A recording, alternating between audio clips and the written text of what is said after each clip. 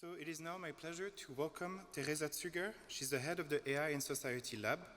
Theresa focuses on AI societal implication, directing the AI in Society Lab to integrate democracy into technology. And her work bridges academia, industry, and civil society. And thank you for coming all the way for us. Thank you.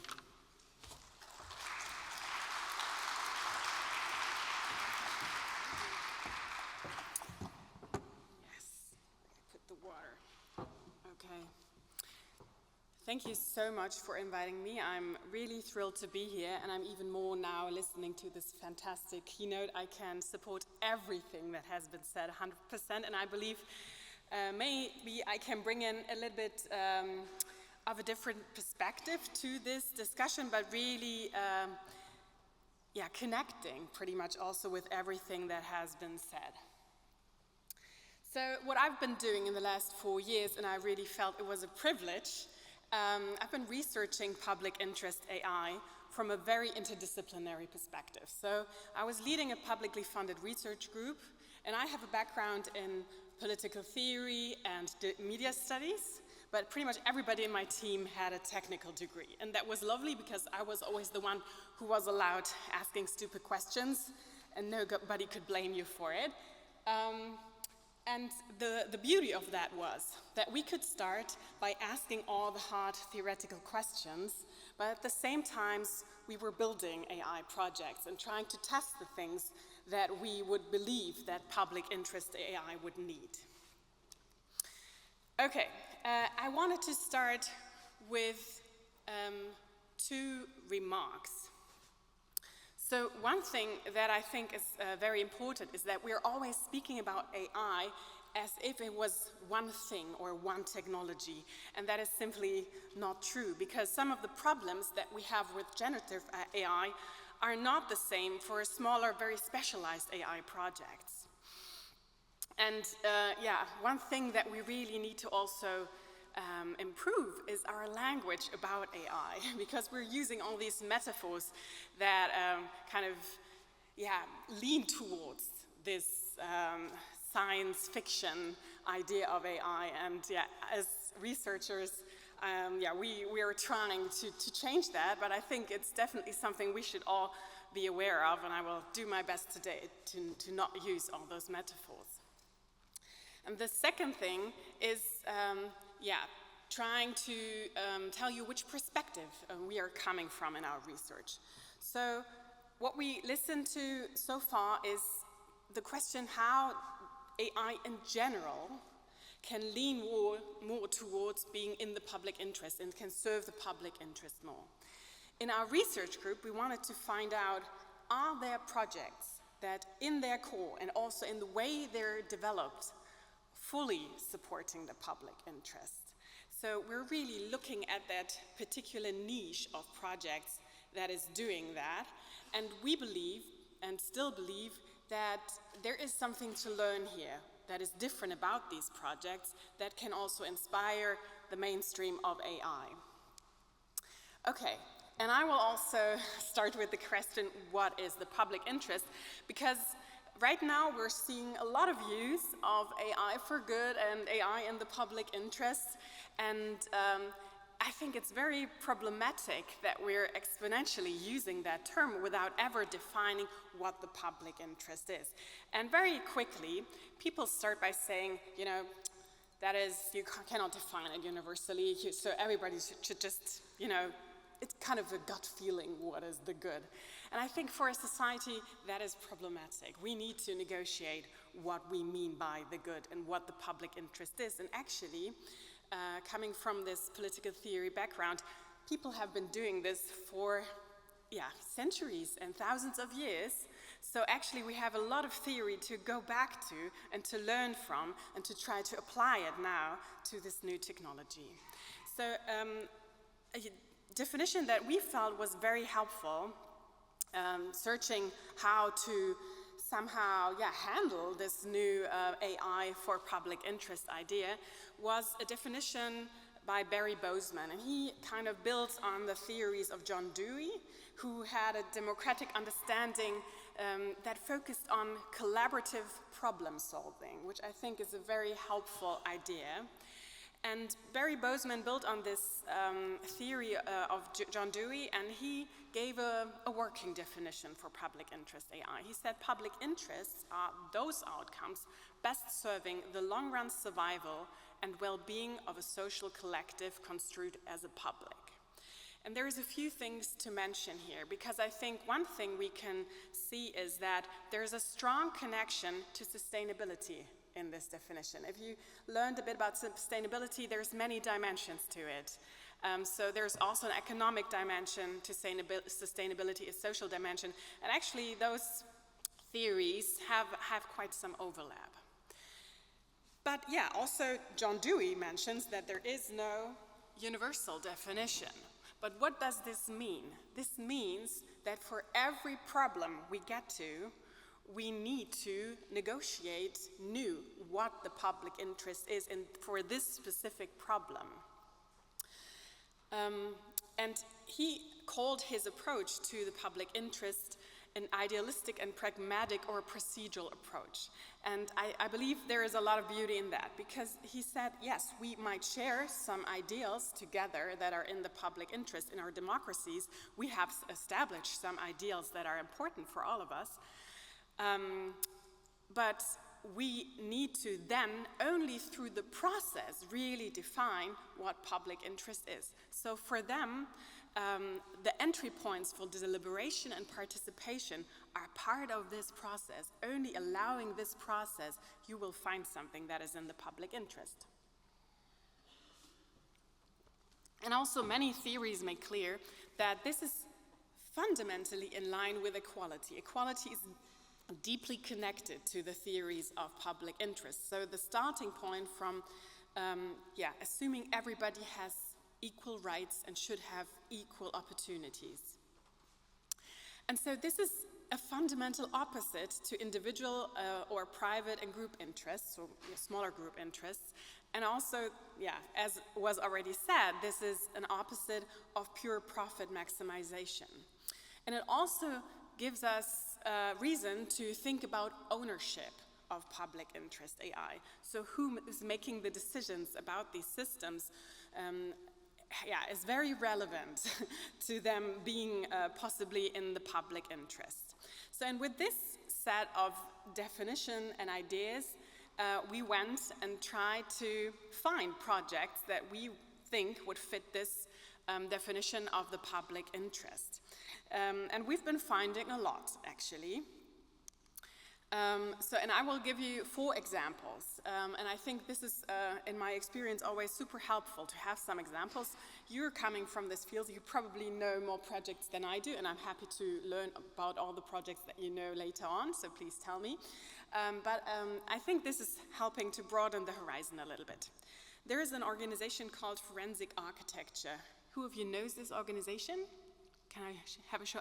Very few people. Okay, I'm even more happy to talk about this example. This is an example which is one of the less critical ones, I would say, that you can find on their website, where they have been using computer vision to detect tear gas munition. Every of those rectangles is showing you a tear gas munition going off. And what you see is being used as evidence in human rights cases. Forensic architecture is using data science and AI in many ways to actually help evidence in human rights defense cases. And this has been a defense for a peaceful demonstration that has been taken place in Chile in 2019, and what you can see is the concentration of tear gas on the ground for people. A next example that I like very much is the project Sea Clear. It's actually it's a European-funded project, and what it's tackling is the problem that a lot of the litter on our oceans is actually underneath the surface of the ocean, and they developed these robots that have computer vision. So also notably, AI is just a tiny part of the technology that you see here. But the robots are able to detect if something is a fish or something is garbage and can pick them up, which before divers have been doing that work. So it's dangerous work that now these machines can help do. And of course, this project is not solving our problem. I'm not saying that. This is a research project that is starting to address the problem and helping us to maybe find solutions for these problems. And actually, there is a business plan behind this, because also what I'm not trying to say is that public interest AI projects can not have a business plan. Yes, they can, but they need to keep the public interest at their core mission, and I think that's a very important distinction. Another project, this is one of the ones that we developed. It's one for fact checkers. And I want to give this example because we've been starting to develop this project from a wish of the fact checkers. So there was a study asking them, in which way could technology help your process? And yeah, you might want to think that they would say, yeah, let's just automate all of that, but they didn't. And they said what we actually would need is something to help us filter for potential disinformation. Because right now they're still scrolling through Telegram groups. And that's taking up a lot of their time. So we did a lot of interviews and talked to them and actually literally also asked them, this is a tool we could build. Would this be helpful for you? And what would it need to look like? So in exchange, we found out that what would be helpful is a tool that filters potential disinformation with the criteria that the fact checkers themselves might need, and they all have a little bit of a different set of criteria that is important for their work. So we tried to implement that. And this tool is publicly available at publicinterest.ai, as all of the tools and all of the research that we've been doing. It's also open source. And what you see happening, like not live, but you can test it there. Just have a little bit of patience. It takes a few seconds. It's our own infrastructure. It's scraping a lot of known channels for disinformation, and it's like from two times a day, and then it's kind of filtering that for topics, for potential narratives. It can also filter for polarizing speech, so there is a we and them setup. It can filter for sensational speech types, for high diffusion in different channels, and also for siblings, so for things that have not the same wording but a similar meaning. And it helps fact checkers to also actually learn about the trends of disinformation in these channels. And so it's also probably interesting for researchers, we hope, to understand what narratives, what topics are emerging. But also one interesting problem that we encountered, and that is also actually something that we found in our studies where we talked with other projects and did interviews on a broader scale, is that a huge problem for public interest AI projects is the sustainability, but not in the sense of ecological sustainability, but in the sense of how do we keep these projects alive? Because we're funded for a short period of time, and then when the funding runs out, there is no way to keep the project alive, because you can't simply hire people from your own money, usually as a scientific institution. And so that is an actual challenge, and many, many projects simply disappeared the moment the funding ended. And this is actually an expensive thing to do, one could say, because then people cannot pick up the work that has been done before. It's usually not well documented. So we are starting over and over again sometimes with the same problems. And in this case, we're trying to avoid that. And our strategy is to create collaborations. And that's also something that we found out. So in our case, we want to collaborate with the Deutsche Welle and kind of keep on expanding the possibilities of this tool.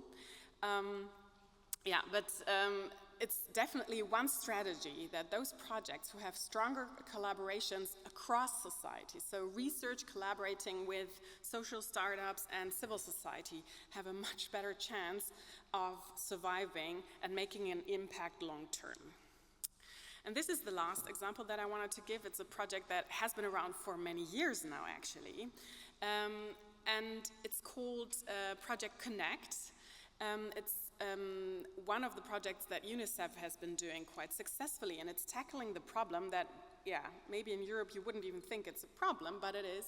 It's registering schools, because in many countries schools are not centrally registered, and what the project does is it uses satellite imagery to detect school-shaped buildings.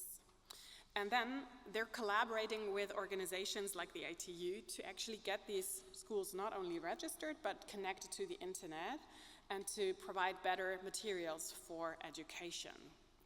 And what you see here are all the schools that have been mapped, and some of them have been successfully already connected to the internet. But it's an ongoing effort and an ongoing project. And what I like about this project, where it's also a very good example to learn from, is they shared all the data and all the methods very transparently. So as a researcher, we could reach out to them and ask them questions like, how are you involving people on the ground? And they could give us an answer. And that is definitely something that we believe is very important if we're talking about public interest AI in practice. So this is a sneak preview of research that we will be presenting at NeurIPS in Canada. And I just wanted to give you a glimpse, because we've been really curating data sets behind the scenes for projects that are public interest AI. And our kind of benchmark is that it needs to be a running application. So nothing that is purely research, but things that are running and having an impact on the real world. And we tried to map them to the SDGs. We had different methods of getting to these examples. But overall, you can see, I hope you can see, it's pretty small, sorry for that good health and well-being is a huge sector where we're seeing public interest AI, reduced inequalities, which I think is very interesting, but also peace, justice, and strong institutions is the third, one amongst the third sectors that are very big. Sustainability, it was mentioned before, so using AI for sustainability is definitely also a huge field that we're witnessing, even though I'm kind of also following this whole discourse on AI is helping us in the climate crisis very critically, because there's also a lot of overpromising that we're hearing, and we need to kind of find a good way to actually document and more holistically evaluate what benefits AI is bringing us in the efficiency game, because very often the rebound effects are not taken into account when we're talking about how AI is improving sustainability. But definitely there are a lot of interesting projects in this field as well. Okay, so from our research, we published a paper that has been thinking about, okay, but what does the definition and the theoretical background of public interest AI mean for the development of public interest AI? And we actually, I'm very happy that it was kind of already mentioned today, started from it needs a justification. So there needs to be reasoning, and in the best case scenario, even publicly available reasoning. Why is AI the best solution here? What is the problem you're aiming to solve, and why is AI the best solution? And in some cases it is, but in other cases you can see that it's actually creating more problems than it's helping to solve, or more robust and more simple technology could have achieved something similar and been more transparent while doing it. And I think that is something we need to consider for our societies. For us also, this point of equity was an important issue to keep in mind when designing public interest AI. Is the technology that we're creating not doing more than avoiding discrimination or bias? Is it actually helping equity? Is it creating more access? How is it empowering people to live good lives? Yes, and this goes hand in hand with this idea of participatory design and deliberation. And for each project, this will take a different route, how you design a participatory process for your project, but it needs to be thought of from the beginning. Who's affected by this technology? Who's benefiting? And how can we include those voices? Should they have a seat at the table at a board? Should they be part of the developing team? Do we need conversation? Can we include the people who are working with the technology and are affected with the technology? And yes, this will make development more slow, but I think it's also a strategy to avoid many problems that projects tend to figure out at the end when they're already implemented. And this is something where I think we can definitely learn. Yes, technical standards and safeguards have been mentioned a lot, and I totally agree to all of the things that have been said. And also, one side note, to be clear, the things I'm saying are not kind of contrary to ethical AI guidelines or standards. I think they need to be included into this design.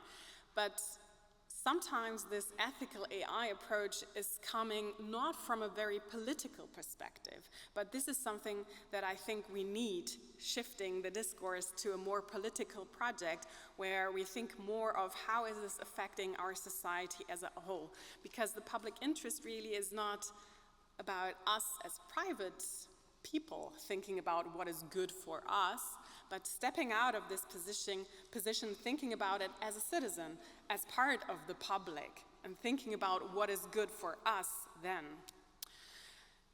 The last 2 points are the openness for validation and sustainability.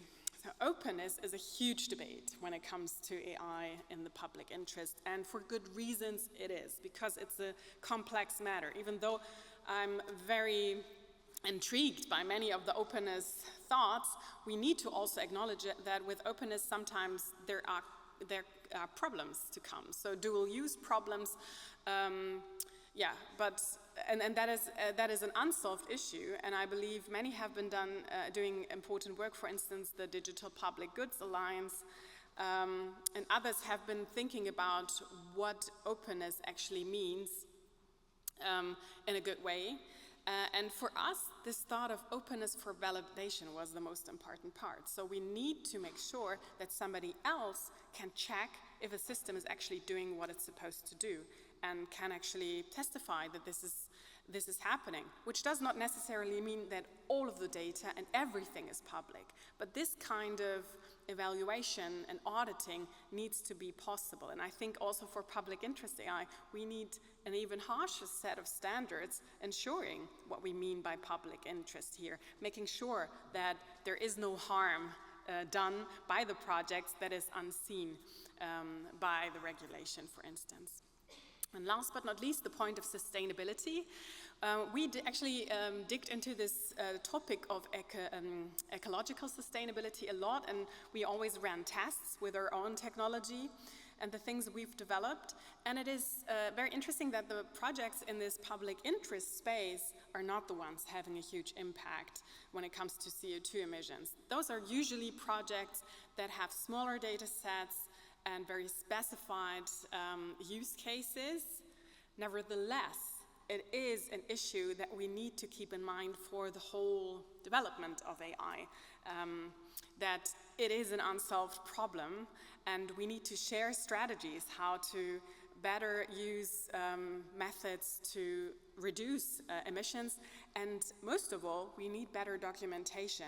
Like we can be a good example as researchers, documenting what our projects kind of produced in emissions and what kind of resources have been used. But this is also something that we definitely need to push for much, much more, and I'm super happy that actually I wrote a lot about that in the Code of Practice for the AI Act. It's a bummer that it's also at 4 o'clock, the meeting today. But this is definitely something to think of. But last but not least, the sustainability also has this dimension that I mentioned already. We need to reuse the technologies we've built. We need to build on them. They cannot disappear. We need to find an ecosystem and develop an ecosystem of sharing the knowledge that we have, opening up the technology for others to then reuse it and build on it. Yes, and this is just a kind of overview about the ways we've been working in the past 4 years, and we've been also doing a background study for a network called Civic Coding by 3 German ministries, which is also something interesting, that when I learned today that different universities have been coming together to work on this topic. In Germany, something similar has happened. 3 ministries, that is also a pretty new thing, have been coming together to build an office for public interest AI to support it, and we've been doing a background study for this initiative, and there's also a policy paper around it.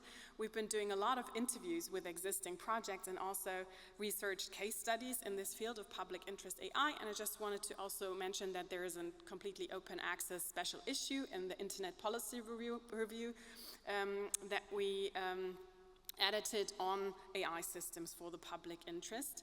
But coming from this study, because I was asked, which I really liked, to not only speak about the things that are successful, but also address what is maybe the challenges and the difficulties and the obstacles that public interest AI is facing. And I talked about some of them already. One of the biggest obstacles I need to mention is the access to good quality data, but that is a whole discussion in itself that maybe we can also address later on this day.